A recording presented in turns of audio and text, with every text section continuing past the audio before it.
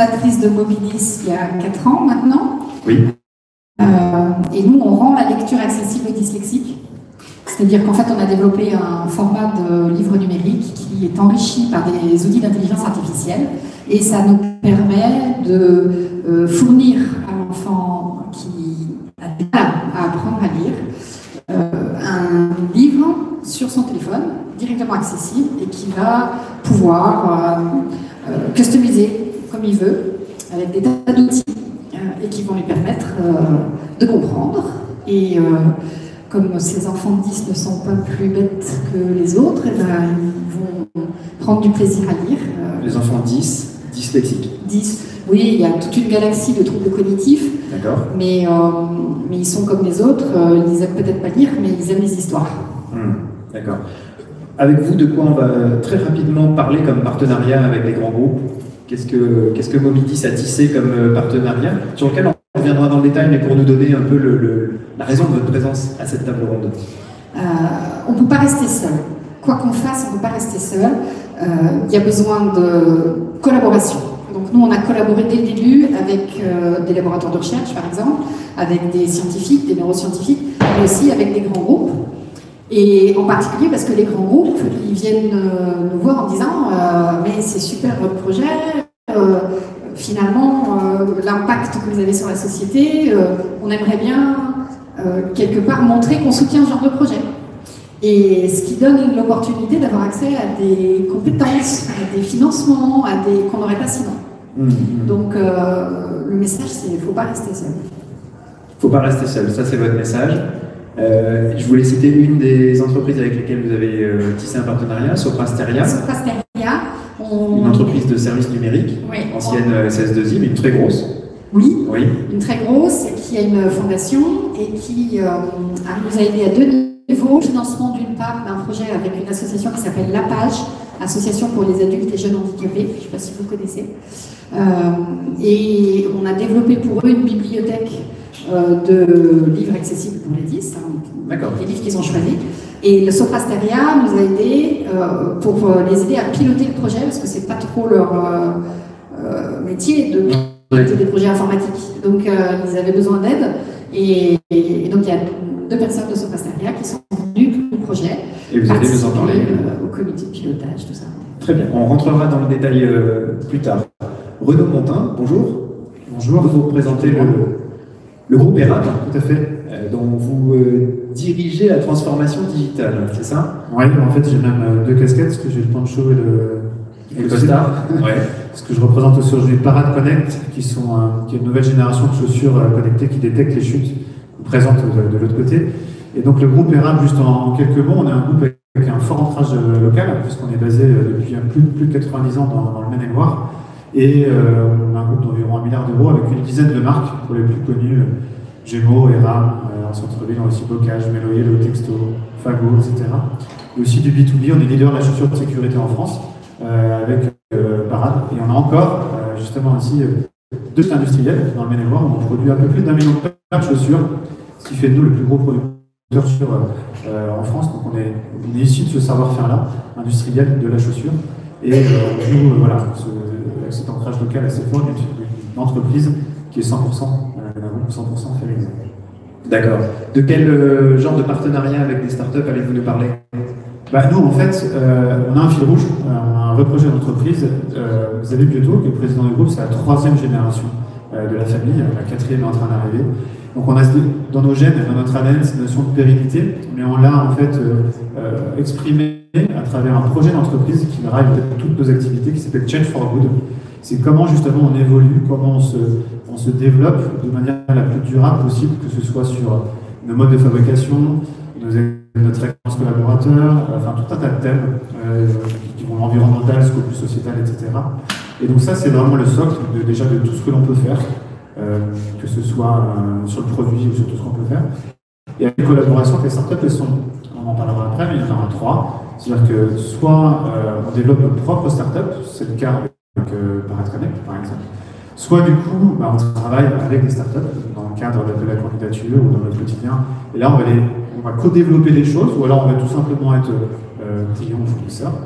Et après, on est même en fait actionnaire d'accélérateurs ou d'incubateurs de Startup Studio, et qu'elle en parlera, qui ont cette verticale de projets à impact positif pour baigner là-dedans et aussi se développer. Donc voilà, la collaboration, sans on va dire qu'il n'y a pas de schéma prédéfini. Il y a plusieurs possibilités qui sont cumulatives et non concurrentes. Tout à fait.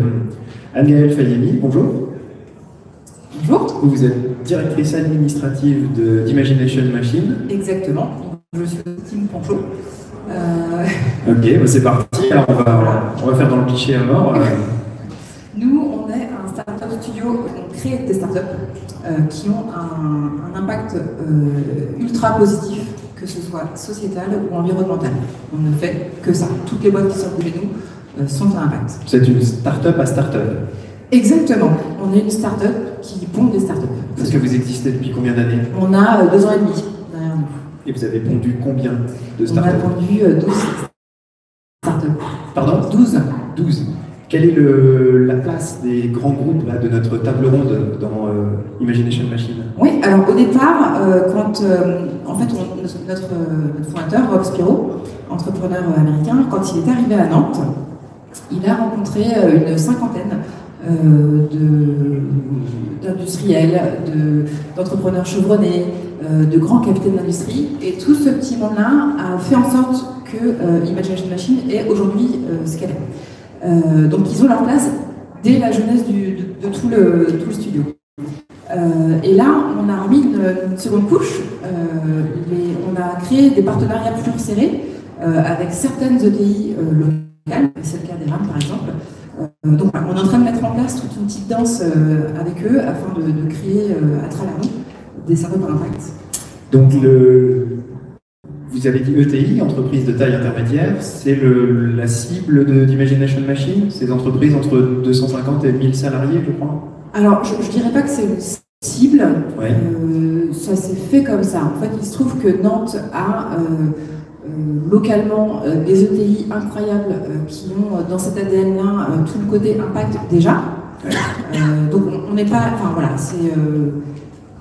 c'était pas, on ne les a pas targetés, on n'a pas allé les chercher particulièrement. Il s'est trouvé qu'ils étaient là, ils étaient intéressés par ce qu'on avait à leur apporter et que nous, on a trouvé incroyable qu'ils aient tous déjà dans leur ADN ce côté impact. D'accord, très bien. L'envie, ils n'ont pas tous ADN, mais en tout cas, l'envie est très forte. Bon, on va en parler encore une fois dans le détail. Je fais teasing pour chacun d'entre vous. Olivier Drouat, bonjour. Bonjour. Donc vous êtes Scrum Master sur un projet qui s'appelle Sherit. C'est ça. Donc, et vous êtes en fait envoyé avec une équipe de consultants de chez Accenture. Vous êtes salarié d'Accenture? Moi, je suis salarié d'Accenture, que team costume et PowerPoint. Ça, on est bien là-dedans. Mais je suis envoyé par la Fondation Accenture en mécénat de compétences avec toute une équipe. Pour ceux qui ne savent pas ce qu'est un Scrum Master, c'est aussi un. Ouais, moi, je ne sais pas. Voilà, c'est aussi un frère. C'est anciennement ce qu'on pouvait appeler un chef de projet informatique. Aujourd'hui, on gère les projets informatiques en agile. Donc un Scrum Master, ça va être un animateur et un facilitateur sur ces projets-là. Moi, je suis donc détaché depuis le mois d'avril, j'ai la chance, chez Sherit, qui est incubé à la station F. On est en partenariat avec Ashoka, ça a été créé par Ashoka au début. Et le but de Sherit, c'est de développer gratuitement des projets tech for good pour des entrepreneurs sociaux. Personnellement, qu'est-ce qui vous a fait passer d'un quotidien de consultant chez Accenture, chez lequel vous étiez envoyé chez les clients, hein, vous me disiez, à ce choix de mobilité de compétences? En fait, je fais quasiment le même métier qu'avant. C'est juste que mon client est différent, puisque on ne facture pas à la fin du mois notre prestation. Mais je fais le même métier, c'est-à-dire que moi, je suis là pour faire en sorte qu'on délivre un projet tech avec des résultats, en mesurant notre impact derrière. Moi, j'ai été intéressé depuis quelques temps par un peu la politique RSE d'Accenture, les différentes actions qu'Accenture proposait à ses collaborateurs sur l'éveil à l'ESS, voilà, comment on prend ce milieu-là. Et donc, c'est un peu naturellement que j'ai demandé, moi, s'il y avait une opportunité à partir sur ce genre de projet. Très bien. Et quelle est, d'après vous, la volonté d'Accenture en finançant des équipes comme la vôtre, qu'elles envoient chez Sherit ou dans d'autres startups ou programmes à impact? La Fondation Accenture a une vraie vocation à avoir un impact sur l'emploi, comment permettre à des dizaines de milliers, des centaines de milliers, voire des millions de gens, c'est l'objectif à 2020, les aider à pouvoir se réinsérer au niveau de l'emploi ou au niveau de l'entrepreneuriat. Après, le fait de nous envoyer directement dans une structure comme Sherit, c'est aussi de dire que la force d'Accenture, qui est une entreprise de services au numérique, c'est de réaliser des projets tech. On a des experts dans beaucoup de domaines, sur l'intelligence artificielle, la blockchain, la délivrerie de projets un peu plus classiques. Et plutôt que de faire juste un financement sur les associations, c'est comment est-ce qu'on met à disposition une partie de notre force de frappe productive et qu'on les amène au plus près des entrepreneurs sociaux. Et comment Sherit a été choisi? Parce que là, par exemple, il y a peut-être des projets des représentants de boîtes à impact qui disent bon, Accenture, moi, envoyez-moi quelqu'un. Est-ce que ça marche comme ça? Alors là, en fait, Sherit était déjà, Accenture, était déjà partenaire d'Ashoka. Okay. Donc ils se connaissaient bien. Et quand Ashoka a eu l'idée, a constaté qu'il y avait un manque à ce niveau-là d'une force de frappe et d'une ESN pour l'ESS, ils ont réfléchi ensemble à comment répondre à ce besoin. Et c'est là qu'ils ont créé cette start-up Sherit, qui est hébergée à la station F à Paris. Oui. Voilà. Donc, après, je ne sais pas exactement comment est-ce que on peut se faire connaître auprès d'Accenture. Je pense, enfin, voilà, on a un site internet, on a des trucs de contact. Je suis désolé, c'est un peu basique, mais voilà. Après, Accenture n'a pas que Sherit, elle a d'autres initiatives, on suit d'autres projets. C'est ça. Mais, voilà. Mais il se peut que vous fassiez harceler à la sortie. C'est possible. Je préviens. Partagez-vous les micros. Allez-y, Marion. Allez-y, Marion. Certaines fondations proposent des appels à projets, en fait. Oui. Elles publient des appels à projets avec des sujets, des choses comme ça, et on candidate, et c'est comme ça qu'on est mis en relation. Et vous, comment s'est passée la prise de contact avec Soprasteria et la page?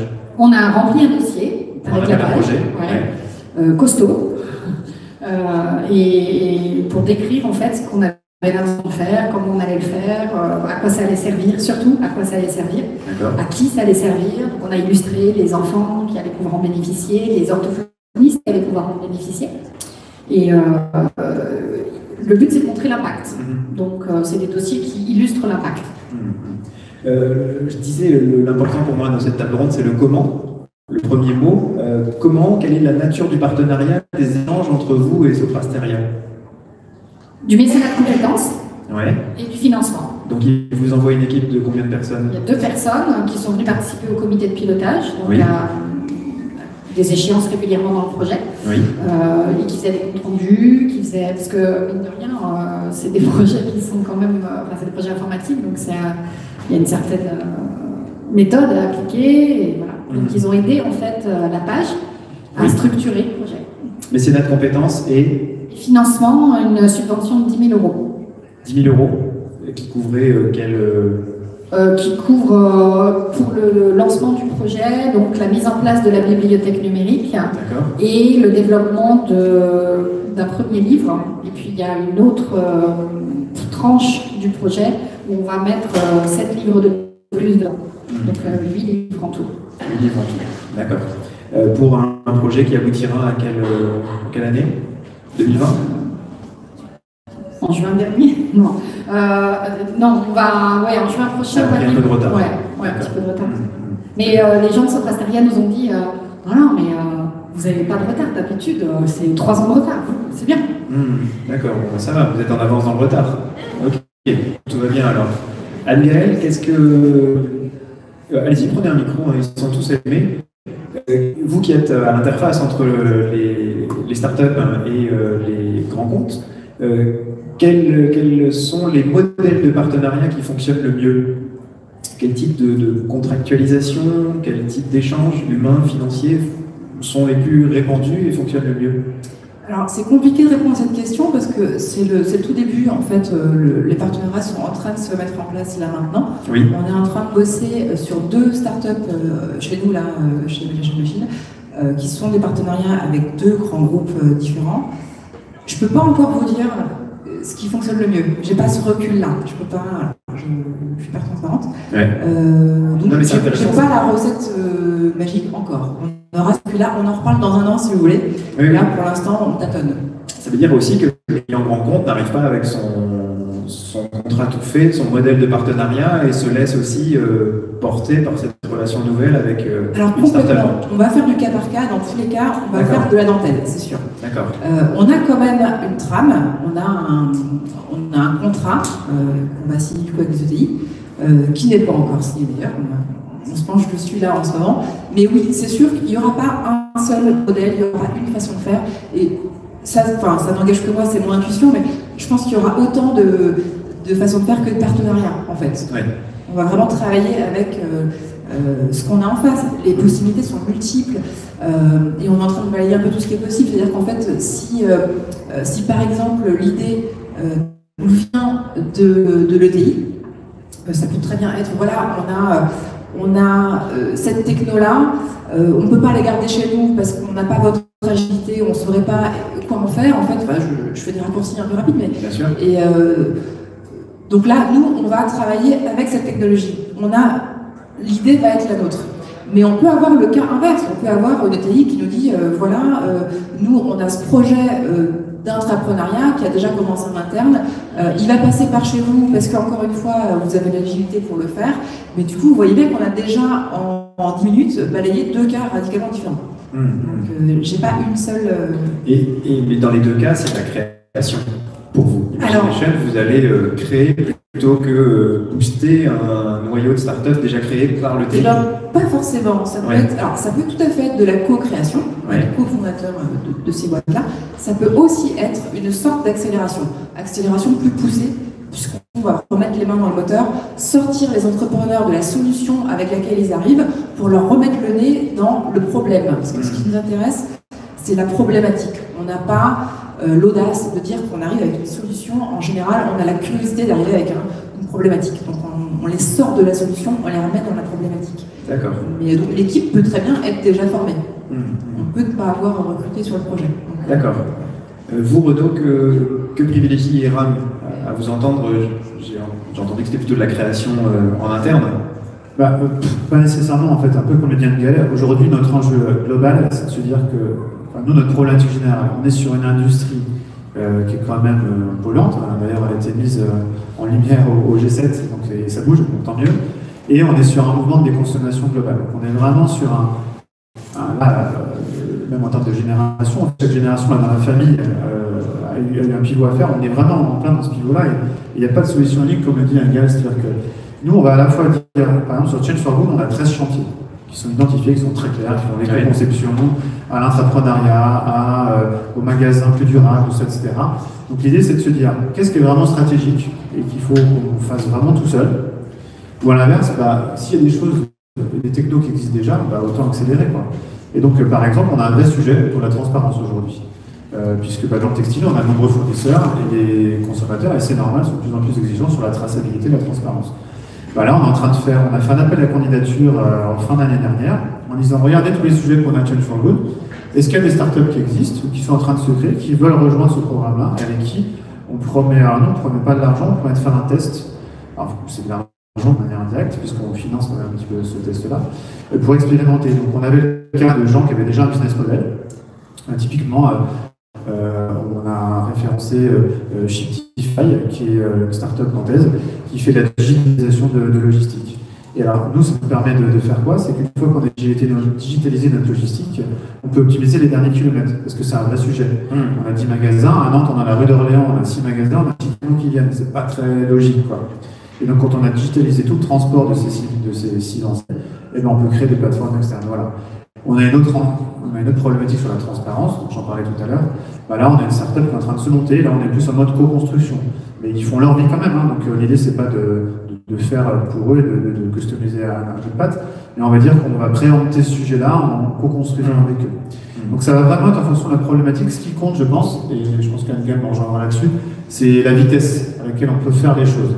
Aujourd'hui, on est dans un monde qui bouge, qui va vite avec le numérique, et ce qui est important pour nous, c'est pas vraiment de mettre au point des choses quand même qui tiennent la route, qui sont sérieuses, mais malgré tout, c'est de faire les choses et d'expérimenter et d'avoir une boucle de retour d'expérience rapide pour pouvoir après rebondir. Et c'est plutôt ça qui va qui va être menant en fait dans les décisions. Donc on va privilégier le faire plutôt que de passer 3 ans à faire un projet qui naîtra jamais. Et sur des sujets comme les chaussures connectées, là c'est la chaussure, en plus cette chaussure-là que je porte au pied, les Parade Connect, on les fabrique dans notre usine à côté d'Angers. L'objectif pour nous c'est de créer de l'emploi, de faire tourner nos usines, de faire tourner nos magasins, et une logique de dire on vend des chaussures aujourd'hui, mais on veut aussi passer sur une logique un peu plus servicielle. Et donc ça on se dit c'est cœur métier et ça faut qu'on le fasse nous-mêmes et on crée notre start-up. Est-ce que, comme Anne-Gaëlle, vous dites que chaque partenariat a un mode de contractualisation différente ou de filialisation différente? Ouais, totalement. Parce qu'en fait, soit il y a une startup qui est déjà bien développée sur une problématique, et là, elle a déjà son business model, elle est juste un client, pas comme les autres. Ouais. Soit dans le cadre, par exemple, du projet de transparence ou traçabilité dont je parlais, la startup, elle n'a pas de client encore.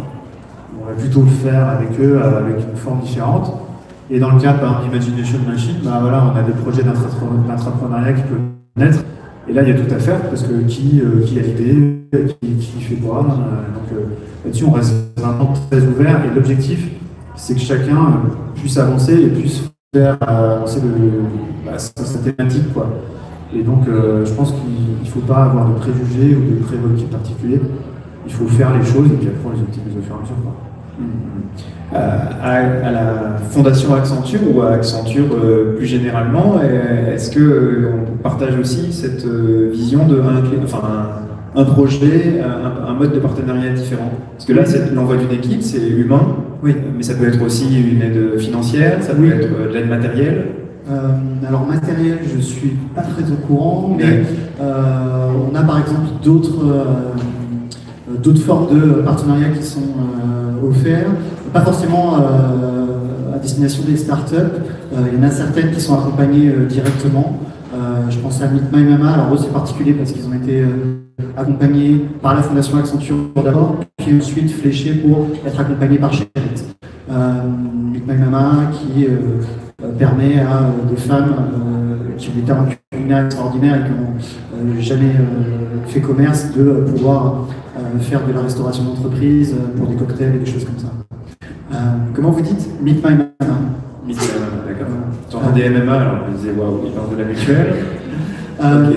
Mais Accenture donc, peut accompagner directement, soit en mécénat de compétences, mais aussi par exemple permettre à des collaborateurs pendant certains après-midi de détacher leur temps pour aller conseiller des entrepreneurs de start-up. Je pense à des partenariats avec Ticket for Change, où c'est ça. On est sur une problématique, on va mettre 4 consultants par entrepreneur et pendant une après-midi, on va les laisser travailler en atelier pour essayer de soulever des pistes d'investissement et de solutions. J'ai l'impression qu'il y a un fourmillement, surtout à Nantes, mais bon, ça c'est l'effet miroir, d'accélérateurs, de boosters, de lanceurs, d'entreprises, et que les startups sont assez excités par ça. Tous les entrepreneurs à Nantes sont excités, quoi. Lequel je vais pouvoir démarcher, choisir, à quel appel à projet je vais pouvoir répondre. Est-ce que vous avez l'impression, Marion, qu'il y a sur l'écosystème nantais une sorte de concurrence des startups, entre parenthèses à impact ou pas, sur tous ces accélérateurs qui leur sont offerts? Concurrence? Non. Non, on trade. Ouais. Une entraide. Ouais. Et d'ailleurs, même entre les incubateurs ou les boosters ou les programmes ou les quoi que ce soit, il ne faut pas en choisir un parmi d'autres, ils ne sont pas en concurrence non plus. On a la chance à Nantes d'avoir tout un écosystème extrêmement soutenant. Soutenant. Oui. À la limite presque, on se demande parfois si, comment dire, on voit des projets, on se dit mais non, ça ne peut pas marcher, pourquoi est-ce qu'il est soutenu? Et puis en fait, on se rend compte après que c'est la quantité qui compte. C'est parce qu'il va y avoir ce foisonnement, parce qu'il va y avoir une idée qui n'est peut-être pas peu saugrenu, un peu pas très bancal, pas très, enfin si, un peu bancal justement, mais de ces deux-là va émerger autre chose, donc pourquoi pas. Mais je voudrais revenir sur l'aspect mécénat de compétences et l'aide. Oui. On a souvent dans les entreprises comme ça, les grandes entreprises qui nous proposent de l'aide, il y a un risque quand même. C'est que, et moi c'est ce que j'appelle le tourisme start-up. Ouais. C'est passionnant de voir des gens qui sont passionnés, qui ont des projets qui bougent, pour des salariés qui parfois ont une activité un petit peu... Voilà, vous m'avez compris, quoi. Et donc il y a un côté, ça mobilise, alors ils viennent, ils posent des questions, on passe l'après-midi, et puis 3 heures plus tard, et eux, ils ont passé une excellente après-midi. Oui. Mais nous, on n'a pas beaucoup avancé. Et donc en fait, il faut trouver des sujets sur lesquels il y a vraiment une synergie. Et quelquefois, c'est des sujets qui sont basiques. Par exemple, une fois, nous, comme ça, j'étais chez Orange, et il y avait une après-midi comme ça, et le gars, à la fin, ce qu'il m'a aidé à faire, c'est à structurer ma demande de ressources. Enfin, c'était une demande, enfin, une proposition de poste, quoi. Oui. Sauf que moi, je ne suis pas spécialiste RH. Et donc je me plantais dans la façon de le faire. Ça c'est hyper pragmatique, et on repart de là, ok, on a avancé, on a fait un pas en avant. Ça c'est... Est-ce qu'il veut forcément dire un partenariat avec Orange? Bah là en l'occurrence c'était dans le cadre d'un... C'était informel? C'était non, plus ou moins formel d'ailleurs. Ah oui. Mais c'était pas pour nous apporter des compétences super pointues en intelligence artificielle ou je sais pas quoi, ça fait rêver. Mais juste des fois c'est pragmatique. Ouais. Olivier? Je rejoins complètement ça. Chez Sherit, quand on accueille nos lauréats, là on a eu 6 lauréats qui sont arrivés au mois de mai, on leur dit bien qu'on n'est pas là pour leur faire une solution avec de l'intelligence artificielle à tout prix, sachant qu'après derrière il faut qu'ils la récupèrent et qu'ils la maintiennent, et qui eux se digitalisent aussi, embauchent et tout ça.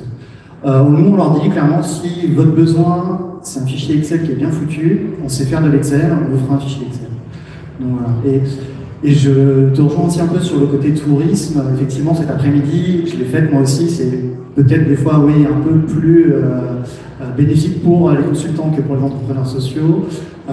C'est pour ça que le mécénat de compétences qu'on fait chez Sherit, c'est une équipe de 5 personnes qu'Accenture dédie à temps plein. Et voilà, moi je suis arrivé en avril, il y en a qui sont là depuis 2 ans et la création de Sherit. Donc là, il y a vraiment des développeurs à 100% du temps qui sont là et qui accompagnent tous les projets de façon continue. C'est top ça. Je pense que là, oui, c'est pour ça qu'on a en fait, pour vous donner un ordre d'idée, on a essayé un peu de chiffrer les projets qu'on fait pour les lauréats.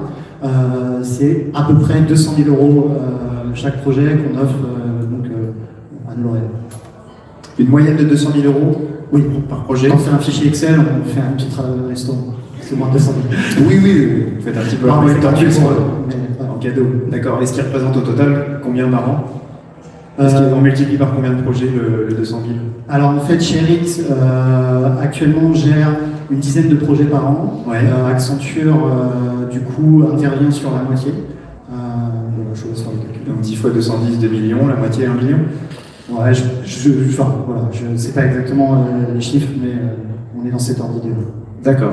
En tout cas, je pense que ce qui est important, peu importe après le montant, moi avec mon expérience, c'est que s'il y a une relation entre un grand groupe et une start-up, il y a forcément un engagement qui doit être financier à un moment donné. C'est-à-dire qu'il y a eu une époque où les gens disaient ah oui, tiens, tu fais un test, c'est gratos, tout ça. Alors, en vrai, ça ne marche pas en fait. Donc, moi, je n'accepte jamais le test gratuit. J'en ai fait une fois ou deux, et en fait, ça n'a jamais marché.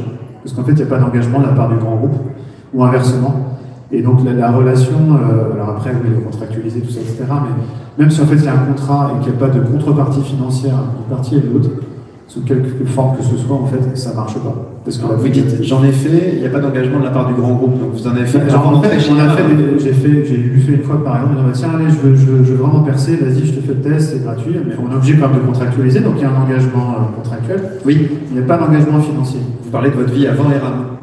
Non, sur ERAM, il y a, je sais pas, il y a peut-être 5 ans, toi, j'ai fait une fois ou deux, et parce que c'était comme ça, des gens qui venaient, et en fait, c'est ce qui a toujours le moins bien marché. D'accord. Et je pense que c'est vraiment important qu'il y ait un engagement réciproque sur motivation et quelque chose de gagnant-gagnant. Même si les partenariats, on voit qu'ils peuvent être totalement divers et variés, sinon ça ne peut pas marcher en fait. Anne-Gaëlle, vous avez l'impression qu'il faut un engagement financier? Sinon ça manque d'engagement. Oui, alors oui et non. Oui, enfin, je rejoins Renaud effectivement, mais l'engagement peut être à divers niveaux. Encore une fois, c'est vraiment du cas par cas. Engagement financier, oui. Engagement, en tout cas, c'est évident. Oui. Après, peut-être qu'on a notre vision est un tout petit peu différente parce que on est assez joueur, c'est-à-dire qu'on va prendre des risques que peut-être les grands groupes ne peuvent pas se permettre. Alors que nous, pour le coup, c'est notre métier. Enfin, on va prendre des risques. Si jamais le pari est gagné et que c'est un succès, que la startup qu'on crée ensemble est un succès, tant mieux. Mais il faut aussi garder en ligne de mire que sur toutes les startups qu'on va créer, il va y avoir, on va dire, 1 sur 10 qui va être un succès. Donc voilà, il faut être prêt aussi à se dire que même si engagement financier il y a, ça reste un pari, et c'est un beau pari. J'y rajouterais, en termes de collaboration, c'est pareil. Il faut tenter plein de collaborations. Il y en a peut-être une ou deux qui vont marcher sur les 10 qu'on a lancés. Mais ces deux-là, ils vont apporter énormément. Donc, c'est pas très cartésien. Il n'y a pas forcément tous les voyants ne sont pas ouverts pour démarrer la collaboration. Et pourtant, il faut y aller. Il faut prendre le risque. Voilà, c'est ça. Je pense qu'il faut pas. Enfin, il faut avoir l'agilité de se dire, on y va. On ne peut pas rester tergiversé. Alors, vous avez parlé tous les. Vous étiez deux à parler de tourisme de la part des grands groupes qui viennent se faire du bien, se déculpabiliser, se changer d'air en allant voir des projets à impact, et ça n'est pas suivi. Et en préparant cette table ronde, Anne-Gaëlle, vous parliez, je crois, de greenwashing. C'est un autre problème qui est chercher à se donner, à communiquer davantage sur votre conscience. Voilà, un dispositif vert qui a peu d'impact mais sur lequel on communique beaucoup. Et comment, quels critères, quels détecteurs avez-vous mis en place pour éviter ces projets-là?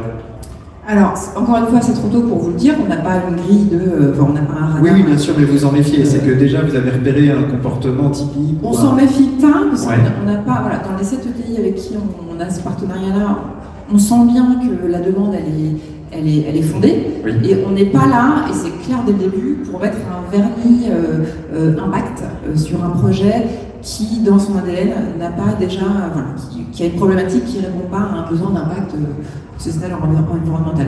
Donc non, c'est pas un truc qui nous fait peur, et c'est sûr que si jamais l'ETI nous propose un projet sur lequel on a un doute, eh ben on n'y va pas. En fait, quand il y a un doute, il n'y a pas de doute. Si on peut aller aussi simplement ça. Moi, ce qui m'échappe dans cette question, auquel vous êtes tous sensibles, qui est presque un cliché, c'est pourquoi s'en priver? Si, se priver de mettre un petit vernis responsable? Oui, si ce petit vernis rapporte 200 000 € du projet, ok, pourquoi s'en priver? Parce que voilà, je parle pour nous, on est là pour changer le monde. Alors, ça fait sourire, dit comme ça, mais non, ça ne fait pas sourire, mais on est vraiment là pour changer le monde, une startup à la fois, et le vernis ne suffit pas. En fait, l'impact est fort parce que la problématique répond à quelque chose de concret. Donc on peut vernir ce qu'on veut, non, ça ne fonctionne pas. C'est hyper important. Effectivement, il y a un côté un peu provocateur. Et si leur motivation c'est du social washing ou du greenwashing, oui, et alors pourquoi pas du moment qu'ils nous aident. Je suis assez d'accord. Et pourtant, il y a un risque de disperser son énergie. On ne peut pas être partout. Oui. Le temps, c'est la clé dans la start-up. C'est pas l'argent, c'est le temps. Donc, identifier les partenaires qui vont réellement vous apporter. Après, si c'est pour une motivation de greenwashing, tant mieux pour eux. Mais effectivement, il faut que ça apporte. Donc, on est obligé de sélectionner.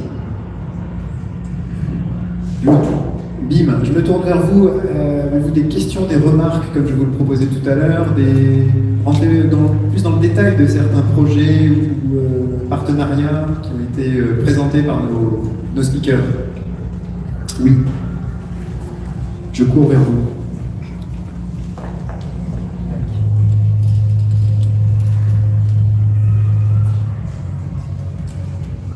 Merci. Bonjour, moi j'ai plutôt une question toujours sur la synchronicité, parce que j'ai eu à expérimenter plusieurs collaborations et on n'est pas sur les mêmes temps. C'est-à-dire que les startups sont souvent très agiles, on se travaille très très vite. Et dans les grosses boîtes, alors même si c'est en train d'évoluer petit à petit, il y a une certaine peut y avoir certaines lourdeurs, etc. Alors comment vous, dans les deux sens, vous percevez cette asynchronicité entre les temporalités des deux? Vous avez créé une start-up? J'ai été dans les deux camps, on va dire. J'ai été dans des incubateurs en groupe, j'ai créé des start-up aussi, et j'ai parfois vécu des gouffres entre les deux. Voilà. Mais je suis curieux de savoir comment... Oui, ils l'ont évoqué tout à l'heure, la différence de temporalité très connue entre la réactivité, l'agilité des startups et la lourdeur des grands comptes. Mais j'ai une anecdote à ce sujet. On termine le projet avec la page et on veut l'inaugurer le 10 octobre, parce que c'est la journée des 10, le 10-10. À 10h10. À 10h10 peut-être, je ne sais pas. Et donc, voilà, tout d'un coup, quelqu'un a cette idée, ouais, il faut faire ça le 10-10. Ah ouais, donc ça veut dire qu'il faut qu'on fasse notre prochain comité la semaine machin. Ouais, pas de problème, on sort nos agendas. Et là, Calais, il y a une réunion à 3 semaines d'horizon. C'est compliqué pour un grand groupe. C'est trop court. Voilà.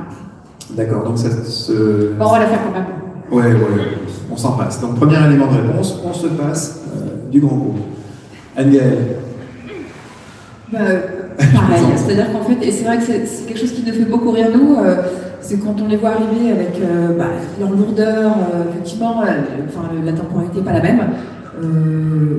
Nous, on a pris le parti d'en rire, voilà, on a beaucoup d'humour, et de passer outre, effectivement, et je pense que ça leur fait du bien aussi, parce que ils remarquent que on va y aller sans se poser de questions, parce qu'on n'a pas le temps, parce que effectivement, ce qu'on a de plus précieux, c'est notre temps, et que bien bon, faut y aller, et je pense qu'ils nous regardent faire, et qu'ils en apprennent beaucoup, et puis qu'ils vont jouer aussi avec cette temporalité-là qui n'est pas la même. Mais comment vous passez outre quand la réunion, eux, ils disent qu'elle doit se tenir à tel moment, et vous dites non, il faut la faire plus courte, et on passe pas outre. Enfin, je sais pas, Renaud. En fait, je pense que c'est vraiment une notion d'état d'esprit. Moi, je travaille sur la transformation numérique, mais avant de parler d'outils, en fait, c'est déjà une transformation culturelle. Nous, ça fait 90 ans qu'on fait notre métier, qu'on le fait bien, et on a ce défaut, mais qui est une vraie qualité, c'est de se dire une logique industrielle, de savoir-faire, de bien faire les choses, de bien tout poser. Et là, je pense qu'en fait, il y a une conscience collective qui est de se dire, et de toute façon, qui est poussée par le marché, c'est plus de faire bien, en fait. C'est plus la course au plus gros, c'est la course à celui qui va faire le plus vite. Donc là, moi, c'est vrai que c'est mon métier de tous les jours, au niveau des équipes, de leur dire, ok, le truc, il n'est peut-être pas à 90%, il est peut-être qu'à 80%, mais déjà, c'est pas mal. Et là, il faut avancer. Et donc, c'est comment, en fait, on peut avancer plus vite, avec des choses probablement moins parfaites, mais commencer, c'est ce que j'ai dit tout à l'heure, à faire et avoir une première courbe d'expérience. Donc ça, c'est des choses... Alors nous, on a la chance, en fait, d'avoir une dizaine de marques, et on en a des très petites et des plus grosses, donc il y en a des plus faciles, finalement, à bouger que d'autres. Mais malgré tout, même les plus grosses ont conscience que, voilà, il faut évoluer. Et moi, je le vois vraiment bouger. Et après, c'est vraiment une question d'état d'esprit. Et ce qu'on demande quand même à nos managers aujourd'hui, c'est d'être des entrepreneurs dans l'âme. Nous, en fait, on est une entreprise entrepreneuriale au départ, dans l'histoire et dans le gène. Et donc, il faut avoir un bon sens pragmatique et être simple dans l'approche. Et nous, notre valeur la plus forte, c'est justement la simplicité. On vient du Maine-et-Loire, on ne se prend pas la tête, et c'est cool. Mais c'est un vrai changement de mindset, de ne plus penser en fait produit et de penser proposition de valeur, et de penser vitesse plutôt que côté parfait, quoi. En fait. C'est vraiment une question d'état d'esprit. Olivier, vous la vivez, cette différence de temporalité? Non, comme on a la chance d'être vraiment détaché au sein de la startup Sherit, nous on s'est mis au diapason de la startup. Donc en fait, on n'a pas de frein. Alors, pour être totalement transparent, si je peux avoir une anecdote, on m'a déjà dit ah mais pendant tes vacances, tu n'assistes pas à une réunion. Non, moi c'est ma limite. Pendant mes vacances, j'assiste pas à une réunion, mais par téléphone, c'est très loin. mais sinon, à part ça, étant donné qu'on est une entreprise des services numériques et que on est vraiment dans ce que disait Renaud, c'est la transformation culturelle pour aller très vite, c'est échelon vite pour vite rétablir la barre et expérimentons. Et nous, et moi, mon travail chez Sherit, c'est ça, c'est de faire en sorte qu'on accélère tout le temps. Voilà. Pour être sincère, ça se gâte quand même juste quand on a la partie juridique au contraire. En général, ça prend quand même plus de temps. Une autre question, au fond, s'il vous plaît. Merci Miranda. On court pour vous, madame. Ouais, bah on est plutôt ambiance start-up quoi ici. Hein. On va vite. Bonjour. Bonjour, je travaille à Nord-Métropole sur le service économie sociale et solidaire et innovation sociale. Et quand je vois voilà, le titre là, comment grands groupes à impact peuvent travailler ensemble pour un développement durable, je voulais savoir, voilà, quand je vous parle économie sociale et solidaire, qu'est-ce que ça renvoie chez vous? Est-ce qu'il y a une place pour l'ESS dans des collaborations grands groupes start-up? Voilà, comment vous pouvez... est-ce que déjà ça existe? Et est-ce que sinon... Alors si oui, comment? Et sinon, est-ce que vous l'envisagez? En ce qui nous concerne, en fait, dans le cadre de notre programme Change for Good, il y a tout ce volet-là qui existe. Alors, par exemple, par Red Connect, on a un petit peu déjà un premier pied de ce côté-là, sur le maintien à domicile. On a une communauté qui est plus sur des choses caritatives. On a, voilà, enfin, on travaille aussi avec des startups qui sont chez Imagination Machine, qui elles-mêmes aussi, quand je pense à Joe par exemple, on a installé dans toutes les toilettes de l'entreprise et qui reverse donc indirectement ou directement le fait. Et donc si vous avez des demandes particulières, moi je ne suis pas forcément le spécialiste, on a une personne qui pilote en fait notre programme Change for Good. Et je vous invite à venir me voir et du coup on pourra reparler des sujets. Nous en fait ce à quoi on croit beaucoup, c'est que le sujet est tellement vaste. Nous, j'ai ouvert des bureaux justement à Nantes, puisqu'on n'est pas basé ici, en plein cœur de l'écosystème, pour justement se dire on doit s'ouvrir et créer en fait des rencontres pour pouvoir nous aider à nous développer, à grandir, à ouvrir nos chakras. Et en fait c'est dans cette démarche-là que finalement des fois on fait des choses qu'on n'avait pas prévues, et qu'on rencontre du monde, on dit tiens, ça fait sens à un projet, et je vais le faire, et on va le faire en toute simplicité. Donc je vous invite vraiment, en fait, on est dans une vraie démarche d'ouverture, en tout cas l'ouverture est de nos valeurs de l'entreprise depuis toujours. Parce que je rappelle qu'on vient de la fabrication au départ, on est passé à la distribution, ce qui n'est pas anodin. Et voilà, c'est comme ça qu'on fonctionne de manière très simple. Vous avez assisté à la table ronde d'avant, madame, sur l'ESS? Alors malheureusement non, parce que j'ai été à une réunion, je suis arrivé au cours de celle-ci, mais malheureusement non. Mais, dans le programme, vous avez trouvé les noms des speakers, et ils doivent être, ils rôdent, je pense, là, dans le coin, là, parce qu'il y a les hot dogs bientôt, là, dans 10 minutes. Donc à mon avis, ils y sont. Donc vous pourriez retrouver les intervenants de la table ronde d'avant sur lesquels ces contenus-là ont été effectivement abordés. Anne-Gaëlle, malgré tout, un autre élément de réponse sur... Non, j'ai une toute petite parenthèse, je voulais sourire. En fait, c'était pas évident ce que Erin avait dans ses toilettes. Donc je précise, Jo sont des tampons et serviettes hygiéniques en coton bio. Voilà, c'est ça qu'on est allé mettre dans les toilettes de chez Erin. Jo, vous pouvez regarder sur jo.fr. Merci Anne-Gaëlle. Donc vous voyez, vous avez vos questions, on a nos réponses. On continue, une autre question s'il vous plaît. Oui, cette fois c'est carrément au premier rang. Vous le faites exprès ou vous vous êtes entendu avant, c'est ça? Oui, c'est toujours pareil. Donc Miranda est la seule dans cette pièce à avoir chaud. Oui, bonjour. Merci beaucoup, Olivier. Imagination Machine, c'est quoi les startups qui, pour vous, demain, vont sortir et qui sont les plus à impact et qui vont en fait créer aussi de l'activité et du business?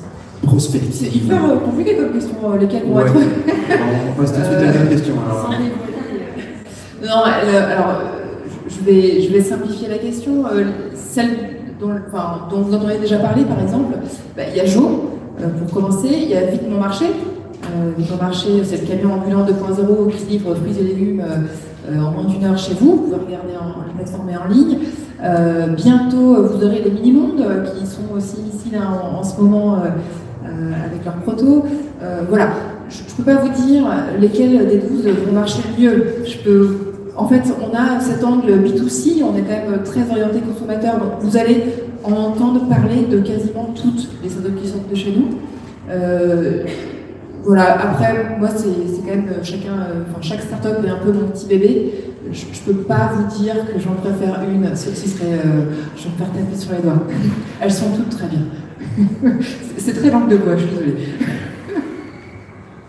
De toute façon, ici, on a donc déterminé 5 champs que vous retrouverez tous. Hein, je disais, environnement, éducation, santé, dans lesquels les 45-50 startups sont présentes ici et sont toutes porteuses d'un projet en devenir et qui fonctionne.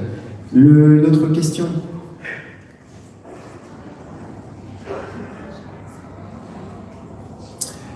Oui, Marion. Moi, je voulais juste rajouter quelque chose, c'est que dans Tech for Good, on est tous là pour essayer de, à notre niveau, trouver un moyen de faire avancer les choses. Et qu'est-ce que c'est motivant. Ouais. On est bombardé dans le monde de tas d'informations plutôt noires. Et ben ça donne vraiment la pêche, moi je trouve. Voilà. Madame, tout à l'heure, une des personnes qui posait une question donc est de Nantes Métropole. Là, on est dans grand groupe, mais le budget de Nantes Métropole est celui d'un grand groupe. Est-ce que, on n'a pas parlé secteur public, mais le rôle du secteur public et des acteurs publics dans la création de partenariats et le développement des startups? On parle du tissu local nantais, et ici, Nantes Métropole a un poids fondamental. Nous, par exemple, on est en train avec la métropole, on est en train de travailler, ils ont un dispositif qui s'appelle Nantes City Lab. Et du coup, l'idée de se dire comment, par exemple, des chaussures comme les nôtres peuvent s'inscrire demain dans la mobilité, dans la vie de demain. Donc c'est hyper important de travailler. On essaye un maximum de se rapprocher, on ne connaît pas tout le monde encore, mais les collectivités, justement, dans lesquelles on est inséré et qui font partie de l'écosystème. Donc c'est hyper important. Qu'est-ce que c'est Nantes City Lab? Ça permet d'expérimenter, je ne vais pas parler pour eux, mais du coup des nouveaux dispositifs à l'échelle de la ville pour expérimenter et comprendre en fait comment, grâce aussi à des nouvelles technologies ou des choses, on pourrait faire ça. Donc nous, l'idée, ce serait de se dire comment, par exemple, avec des chaussures connectées, le maintien à domicile, parce que ça va être un vrai sujet dans les villes où les gens vont vieillir, comment ça va se passer, comment c'est appréhendé, tout ça. Donc ça permet aussi de réfléchir concrètement à des choses un peu plus prospective et l'interaction, puisque nous on considère qu'on parle d'impact positif et moi je parlais aussi d'empreinte. Voilà. Alors c'est un jeu de mots avec la chaussure, mais l'entreprise a une vraie empreinte sur son territoire, mais encore plus nous, vu qu'on est une entreprise locale, et donc c'est hyper important de réfléchir en tout cas, et de ne pas juste nous se regarder le nombril en disant on va voir des chaussures, c'est bien, ok, non. On va voir des chaussures, mais quel impact on a, en fait, quelle empreinte on a, que ce soit écologiquement, mais aussi sociétalement, et même sur l'espace. Ça c'est hyper important, notamment nous où finalement on est sur la logique aussi de marché et donc de s'inscrire dans la ville. Et ça c'est hyper important de réfléchir à toutes ces thématiques de mobilité, etc. Où on n'est pas juste une paire de chaussures, on s'intègre dans un truc qui est plus global. Anne-Gaëlle, est-ce qu'un acteur public local, je ne sais pas, la ville, la métropole, la région, le département est impliqué à une échelle plus ou moins grande dans l'Imagination Machine? Pas encore, je vais vous faire un teasing de fou, je ne peux pas vous en dire beaucoup plus, mais oui, on ouvre les portes. On était jusqu'à présent 100% privé, on était vraiment un acteur privé et on a ouvert les portes, je ne peux pas vous en dire plus, mais vous en saurez bientôt plus. Une autre question, remarque, ajout? Oui, monsieur. Bonjour. Si, bonjour. Oui, moi j'avais une question pour savoir, parce que ce qui est intéressant, c'est effectivement, on voit que la volonté des grands groupes d'intégrer, ou peut-être si on est un peu cynique, du greenwashing ou du social, mais il y a quand même un fond, et après il y a une multitude de startups. Donc à un moment, comment on fait surtout en sorte que les uns puissent rencontrer les autres et qu'ils puissent apporter des solutions, et peut-être qu'une grosse PME, je ne sais pas, à Aix-en-Provence, va pas être au courant, il y a une super startup nantaise qui pourrait l'aider. Donc comment on a bien vu qu'il n'y avait pas de recette, je crois, avec les différents intervenants, mais comment ça se travaille? Est-ce que vous êtes représentant d'une start-up nantaise à impact qui démarche des PME à Aix-en-Provence? J'aimerais bien. Non, nous sommes une start-up, nous sommes un petit cabinet de consulting de 8 personnes. Et on accompagne effectivement certaines startups dans le cadre de Novapulse notamment et Allemand Innovation. D'accord. Voilà, on accueille tout type de PME, j'ai envie de vous dire, et des startups aussi. Voilà, on n'est pas raciste sur les entreprises. Et vous avez l'impression de tourner un peu en rond dans les dispositifs que vous proposez à vos clients startups? Non, pas du tout, mais je trouve là, je me positionne pas parce que on ne travaille pas pour des grands groupes. Ouais. Mais je me dis qu'on est un grand groupe, voilà, comment on va avoir la connaissance des startups et lycée de Versailles, quoi. Comment une startup pourrait peut-être, à un moment qu'on lui dit, tiens, mais tu sais que ton truc, ta solution pourrait intéresser telle industrie, j'en sais rien. Marion. Alors moi, je vais répondre du côté startup. On a été accompagné par la CRES pour obtenir un agrément ESUS, utilité sociale. Alors, vous pouvez, moi je ne maîtrise pas, CRES et... CRES, Chambre régionale, économie sociale et solidaire. Très bien. Et ESUS, c'est un dispositif, une sorte de labellisation qui fait que même si on est entrepreneur, c'est pas une association, c'est une entreprise, pour autant c'est une entreprise qui est à utilité sociale, et donc c'est inscrit dans ses statuts. Donc l'intérêt de ça, outre le fait qu'on a pu avoir des financements qui sont dédiés pour les entreprises ESUS, un des intérêts, c'est aussi le travail de veille que fait la CRES, et je pense qu'il doit être accessible sur leur site, d'appels à projets, de groupes, de fondations, et qui concerne un champ sur le développement durable ou sur l'ESS, sur l'utilité sociale, donc sur les impacts. Et ce recensement qui est fait, moi, ça me fait gagner un temps de fou pour pouvoir identifier des dossiers sur lesquels on va pouvoir candidater, auxquels on n'aurait pas pensé sinon. Un truc en Vendée, par exemple, auquel on a candidaté, sur une grosse PME qui voulait pas investir, mais qui voulait soutenir un projet impact. Donc ça, c'est une source d'information, la newsletter de la CRES. Ok, c'est une réponse précise. Et après, effectivement, il y a un écosystème qui est très riche, et donc c'est assez compliqué pour un grand groupe nécessairement de pouvoir avoir une lecture. Donc en fait, ça passe par globalement une ouverture du quotidien. En fait, c'est un peu une hygiène quotidienne. Ça passe de lire les newsletters qu'il faut, des médias qui mettent plutôt en avant des startups. C'est suivre l'actualité des fils Twitter de la French Tech ou je sais pas qui. C'est participer à des événements comme ici, c'est participer à des appels à candidature auxquels nous on répond, et donc on a des startups en face. Et à l'inverse, nous on en a fait un l'année dernière et on a vu des startups. Donc en fait, il n'y a pas, encore une fois, il n'y a pas une méthode. C'est plutôt, en fait, on en revient à dire qu'aujourd'hui, si on n'est pas curieux, si on n'est pas ouvert. Oui. Mais c'est comment vous menez votre veille. C'est ça. Voilà, vous l'avez dit, quoi. Évidemment, c'est des salons. Il n'y a pas une méthode.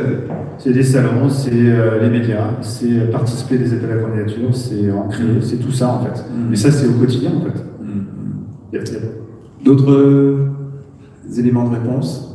Ok, très bien. Merci beaucoup. Merci d'avoir participé à cette table ronde. Est-ce que, Marion?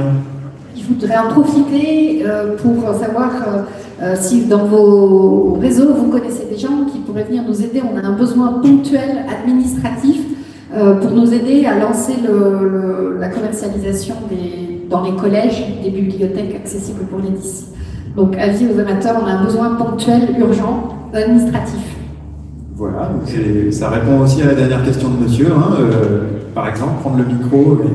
Et moi, je voulais en profiter pour vous dire qu'on vient de sortir et soutenir en fait une campagne qu'on fait sur Ulule de 4 entrepreneurs qui sont à notre usine de Montjean-sur-Loire, qui ont lancé une marque qui s'appelle Cécile, qui est 100% en fait origine France garantie, avec des matières recyclées et qui est aussi 100% recyclable, avec 3 fois moins d'impact en fait environnemental qu'une sneakers dont je ne citerai pas les marques américaines. Non. Voilà. Surtout pas. Et donc je vous invite à soutenir la campagne qui est sur Ulule, qui s'appelle Cécile avec des S, que des S, S-E-2-S, il y a deux. Ok. Et donc on est très fiers de ça, donc je vous invite à les soutenir. Merci. Allez, chacun. Juste un petit mot pour vous dire, effectivement, si vous cherchez juste à faire des rencontres, des passerelles, des discussions, pour le coup, on est super ouvert aux rencontres. On essaie de rencontrer un maximum de gens qui nous sollicitent.